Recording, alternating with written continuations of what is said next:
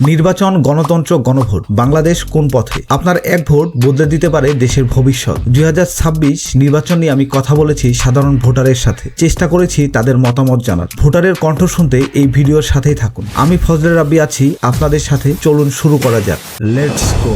সানোয়ার খান 26 বছরের একজন যুবক, যিনি একজন কর্পোরেট অফিসার হিসেবে কর্মরত রয়েছেন। তিনি এমন একটি বাংলাদেশের স্বপ্ন দেখেন যেখানে নেতৃত্বে আসবে এমন এক নেতা যিনি সৎপরায়ণ হবেন, টাকা পাচার করবেন না, বেকারত্ব কমাবেন। জনাব খান তুলে ধরেন, এক নেতা বারবার নেতৃত্বে এলে গণতন্ত্রের সৌন্দর্য নষ্ট হয়, স্বৈরতন্ত্রের আশঙ্কা বাড়ে। যেখানে কোনো দলের কোনো কোন্দল থাকবে না, যেই দল ক্ষমতায় আসুক সে শুধু দেশ নিয়ে চিন্তা ভাবনা করবে, সে দেশের উন্নয়নের কাছে তার নিবেদিত প্রাণ দিবে এবং সে দেশের টাকাটা সে বাইরে পাচারের কোনো চিন্তা ভাবনা করবে না। সে এই টাকাটাকে বাংলাদেশে খাটিয়ে আমাদের যে তরুণ সমাজ আছে, যে বেকারত্ব যে হার, সেটা কমিয়ে কর্মসংস্থানের ব্যবস্থা করে দিবে। এবং কিছু সংস্কারের প্রয়োজন, যেগুলো হচ্ছে যে এক নেতাই সে বারবার নির্বাচিত হবে, সেটাও আমরা চাই না। আমরা চাই যে এক নেতার পর আরেক নেতা যাতে উঠে আসে, সে যাতে তার অবশিষ্ট কাজগুলো সে আবার নতুন এসে করতে পারে।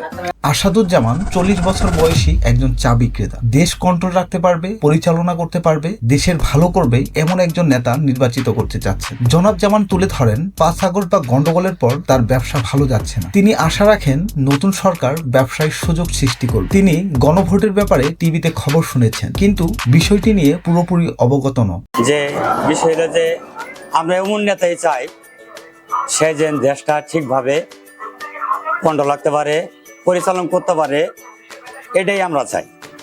যাই দেশের জন্য ভালো করতে তাকেই আমরা দেব। যেরকম মনে করেন যে গন্ডগোলের পর থেকে আমাদের ব্যবসা বাণিজ্য কোনো দিক দিয়ে ভালো না। এখন বর্তমানে যে সরকার এসে আমাদের ব্যবসা বাণিজ্য সবার সবকিছু সুখ সুবিধা দেখবে, তাকেই আমরা চাই। আমরা পুরোপুরি যেটা আমরা টিভিতে খবর দেখতেছি, আমরা বিবেচনা করে আমরা দেখবো। বিষয়গুলো অবশ্যই পুরোপুরি জানি না, আমরা ভাববো আর কি। সম্বন্ধে আমার কিছু জানার নাই। আমার জানার কথা হলো যে দেশ যেভাবে চলবে আমাদের কাছে, আমরা যেভাবে সুখে থাকবো, এটাই আমরা চাই। সুহেল রানা 40 বছর বয়সী একজন ব্যবসায়ী ও বিশিষ্ট নাগরিক। সৎ, নিষ্ঠা ও দায়িত্ববান, মানবতাবাদী, অন্যায়কে প্রশ্রয় না দিয়ে সবার আইনি অধিকার প্রতিষ্ঠা করবে এমন একজন নেতা নির্বাচিত করতে চাচ্ছেন। সুন্দরভাবে জীবনযাপন, ব্যবসা বাণিজ্য করতে পারবেন, বেকারমুক্ত সমাজ সম্ভাব্য নির্বাচিত সরকারের কাছে প্রত্যাশা রাখেন। জনাব রানা নাগরিক অধিকারের প্রতিফলন গণভোটের মাধ্যমে প্রকাশ ঘটাতে চান।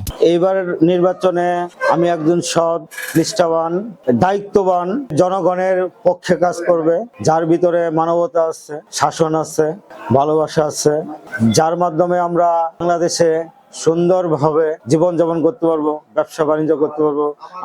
আমার যে প্রত্যাশার প্রতিফলনগুলো সেটা যেন আমি পাই, আদায় করে নিতে পারি। নেতা অন্যায় কোনো প্রশ্রয় দিবে না, যেই হোক না কেন, সে হোক প্রধানমন্ত্রীর ছেলে, সে হোক একজন কৃষকের ছেলে, সে অথবা একজন মধ্যবিত্ত ফ্যামিলির ছেলে হোক। শাসন আমলটা এমন হওয়া উচিত, সবার জন্য সমান থাকবে, সমতল থাকবে, অনির্দিষ্ট হওয়া উচিত। যে যেরকম অপরাধ করবে তার সাজাটা যেন সেরকম ভাবেই হয়, সংবিধান যেটা উল্লেখ আছে সেটাই হয়। সে এমপির ছেলে, মন্ত্রীর ছেলে এই বলে সে পার পাই যাবে, সে গরিবের ছেলে, সে ফেসে যাবে অন্যায় না করলেও, সেটা যেন না হয়। দেশের বেকার সমাজ যেন অতি তাড়াতাড়ি দেশকে ডেভেলপ করতে পারে, বেকারত্ব দূর করে যেন দেশের কাজে লাগাইতে পারে। যে কোনো খাতে হোক, শিক্ষিত লোক যেন বেকার না থাকে, সে যেটা পারবে তাকে সে সেটাই দিবে। আমাদের দেশের নাগরিক যেহেতু আমরা, আমাদের নাগরিক কিছু অধিকার থাকে, সিদ্ধান্ত থাকে ভালো মন্দ বলার, সেটা সব সময় বলা যায় না। একটা উপায় বলা যায়, গণভোটের মাধ্যমে, হ্যাঁ না ভোটের মাধ্যমে। সাকিব খান 30 বছর বয়সী একজন তরুণ ব্যবসায়ী ও সমাজ সংস্কারক। দুর্নীতি থাকবে না, প্রত্যেক সেক্টরে সমানভাবে কাজ করবে এমন একজন নেতা নির্বাচিত করতে চাচ্ছেন। পক্ষপাতমূলক স্বচ্ছ বিচার ব্যবস্থা, শিক্ষা ও চিকিৎসা ব্যবস্থাকে জনগণের প্রান্তিক পর্যায়ে পৌঁছে দেওয়ার জন্য সরকারের প্রতি আহ্বান জানান। জনাব খান উন্নয়ন ও রাষ্ট্রের বড় সিদ্ধান্তে নিয়মিত গণভোটের আয়োজন সহ এবার হ্যাঁ ভোটের মাধ্যমে স্বৈর শাসনের চিরতরে বিদায় চান। এমন নেতাই আমাদের দেশে দরকার, যার কোনো দুর্নীতি থাকবে না এবং প্রত্যেক প্রত্যেকটা সেক্টরে সে সমানভাবে জনগণের জন্য কাজ করে যাবে। এছাড়াও আমরা আমাদের বিচার ব্যবস্থা যেন সুন্দরভাবে হয়, কোনো পক্ষপাতিত্ব না করে আসলেই যে অপরাধী তার জন্য বিচার হয়, আগামী সরকারের কাছে আমাদের এটাই প্রত্যাশা থাকবে। এছাড়া শিক্ষার ক্ষেত্রে আমাদের শিক্ষার উন্নয়ন দরকার। প্রত্যেকটা জেলা, উপজেলা এবং কি সিটি কর্পোরেশন এলাকাগুলোতে শিক্ষার মান উন্নয়নের জন্য প্রয়োজনীয় পদক্ষেপ গ্রহণ করবে আগামী সরকার। চিকিৎসা ক্ষেত্রে জেলা, উপজেলা, ইউনিয়ন ভিত্তিক চিকিৎসা সেবাটা আরো ভালোভাবে চালু হোক, ত্বরান্বিত হোক। আগামী সরকারের কাছে আমাদের এটাই প্রত্যাশা থাকবো, যেন আমরা একটি সুন্দর দেশ গঠনে সকলকে নিয়ে এগিয়ে যেতে পারি এবং দেশে যত হানাহানি, মারামারি, হট্টগোল, রাজনৈতিক কোলাহল এগুলা যেন আমরা দূর করতে পারি। আগামী সরকারের কাছে আমাদের এটাই প্রত্যাশা থাকবে। এবার আমাদের সবচেয়ে দেশ পাল্টানোর একটা সুযোগ এসেছে, যে গণভোটের মাধ্যমে আমরা আমাদের দেশকে আবার নতুন ভাবে সাজাতে পারি। দেশের প্রত্যেকটা উন্নয়ন কাজে অথবা বড় কোনো সিদ্ধান্তে গণভোটের আয়োজন বারবার করা হোক। নাগরিক হিসাবে এটাই আমাদের একটা প্রত্যাশা। গণভোটের মাধ্যমে আমরা স্বৈরাচারী শাসন ব্যবস্থাকে চিরতরে দূর করতে পারবো। যেমন একটা সরকার দীর্ঘ সময় ক্ষমতায় থাকতে চায়, যেই আসে সেই থাকতে চায়, সেই ক্ষেত্রে একটা নির্দিষ্ট কাঠামো তৈরি হবে গণভোটের মাধ্যমে। যদি গণভোটে হ্যাঁ জয়যুক্ত হয়, সেই ক্ষেত্রে একজন দুইবারে বেশি প্রধানমন্ত্রী থাকতে পারবে না, অথবা রাষ্ট্রপতি ক্ষমতা, প্রধানমন্ত্রী ক্ষমতাতে ভারসাম্য আনা হবে। এই সকল কাজ, অথবা মন্ত্রী পরিষদ গঠনে সকলের মতামত নেওয়া হবে। এই সকল কাজের দিক থেকে গণভোট, নাগরিক হিসাবে গণভোটটা আমাদের জন্য এবার অনেক গুরুত্বপূর্ণ একটা বিষয়। রনি এন্টারপ্রাইজের কর্ণধার রনি আহমেদ, যিনি 32 বছর বয়সী একজন তরুণ উদ্যোক্তা ও ব্যবসায়ী, দেশের উন্নতি সাধন করে বেকার সমস্যার সমাধান করবে এমন একটি সরকার দেখতে চান। তিনি যোগ্য প্রার্থীর মাপকাঠি হিসেবে ন্যায়পরায়ণতা, অন্যায়, চাঁদাবাজির বিরুদ্ধে দাঁড়াবে এমন একজন প্রার্থী নির্বাচিত করতে চান। জনাব আহমেদ ভোটের ব্যাপারে তার পূর্বপুরুষদের পথ অন্ধভাবে অনুসরণ না করে যোগ্য প্রার্থী বেছে নিতে আহ্বান জানান। বর্তমান প্রেক্ষাপটে বাংলাদেশে প্রচুর বেকার পোলাপান আছে। যে সরকার এই বেকার পোলাপানের বেকারত্ব দূর করবে, দেশের উন্নতি সাধন করবে, এরকম একটা সরকার চাই। পুলিশ প্রশাসন, সরকারি কর্মকর্তা যারা আছে, তারা সরকারের চিন্তা না করে জনগণের চিন্তা করে সবসময় কাজ করতে হবে। পুলিশ প্রশাসন, সরকারি প্রতিষ্ঠানে যারা আছে, তারা সরকার যত রকমের চাপ দেয় যেন জনগণের পক্ষেই কথা বলে। আমি যে দলই করি না কেন, আমি যদি আমার দেশকে ভালোবাসি, আমি আমার শহরে ভালোবাসি, তাহলে অবশ্যই আমি ওই প্রার্থী দেখবো যোগ্যতা কার বেশি। আমি দল করি, দল করব, দলের মতন দল করব। আমার দলের প্রার্থীর যেমন আছে তার চেয়ে ভালো প্রার্থী দাঁড়াতে পারে না। আমার দল যে করে নেশাখোর, গাঁজাখোর, চাঁদাবাজি, ছিনতাইকারী, আমি ওরে ভোট দেবো। ন্যায় পড়া হয় তাহলে আমি তারে ভোট দেবো। যে অন্যায়ের বিরুদ্ধে কথা বলে, যে অন্যায়ের বিরুদ্ধে কাজ করে, চাঁদাবাজির বিরুদ্ধে দাঁড়ায়, আমি তারে ভোট দেবো। আমি যদি দেশে ভালোবাসি তাহলে অবশ্যই আমি এই কাজগুলা করবো। একটা সময় আমার বাপদাদা দল করতো, যে দলটা যে সময় দলটা করতো হয়তো বা সেই সময় ওই লোকটা ভালো ছিল। এখন যে আমরা দল করতেছি, বাপদাদা যে দল করছে ওই দলই তো আমরাও করতেছি। এখন আমরা যে দলটা করতেছি সে দলের প্রার্থী তো ভালো নাও থাকতে পারে। আপনি বিবেচনা করে ভোটটা দিতে হবে। জিহাদ হাসান 19 বছর বয়সী একজন তরুণ ভোটার, যিনি এবছরই প্রথম ভোট দেবেন। রাস্তাঘাটের উন্নয়ন ঘটাবে, জনগণকে মিথ্যা আশ্বাস না দিয়ে কথা দিয়ে কথা রাখবে এমন একটি সরকার ব্যবস্থার স্বপ্ন দেখেন। জনাব হাসান আশা রাখেন নতুন সরকার ইন্টারনেট ও তথ্য প্রযুক্তিগত উন্নতির পাশাপাশি শিক্ষা ব্যবস্থায় প্রশ্ন ফাঁস বন্ধ করবেন।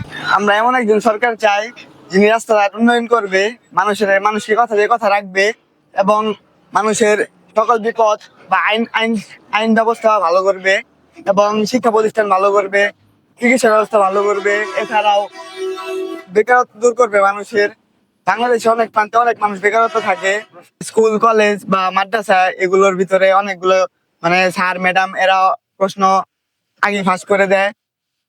এই বিষয়ে একটু দেখানোর রইল।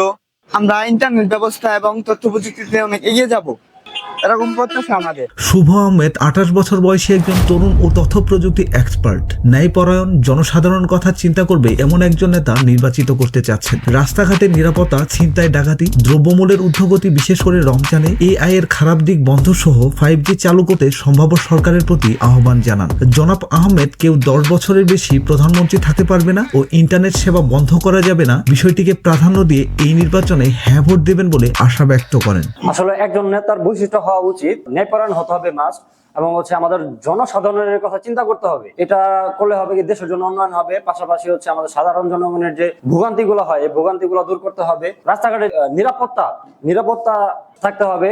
আমরা অনেক সময় নিরাপত্তাহীনতায় ভুগি, ছিনতাই, ডাকাতি, এগুলা অনেক সময় দেখা যাচ্ছে আমাদের বাংলাদেশে এগুলো হচ্ছে। এগুলা থেকে হচ্ছে আমাদেরকে মুক্ত রাখতে হবে। দ্রব্যমূল্যের যে ঊর্ধ্বগতিটা এগুলো হচ্ছে একদম নিয়ন্ত্রণে রাখতে হবে। আমরা অনেক সময় দেখা যায় যে কোনো জিনিস কিনতে গেলে দ্রব্যমূল্যের ঊর্ধ্বগতি হয়, পাশাপাশি যে সামনে রমজান আসতেছে, রমজানে দেখা যাচ্ছে আমরা অনেক কোনো সামগ্রী কিনতে গেলে দ্রব্যমূল্যের ঊর্ধ্বগতি বেড়ে দেয় আপনার যারা হচ্ছে ব্যবসায়ীরা আছে।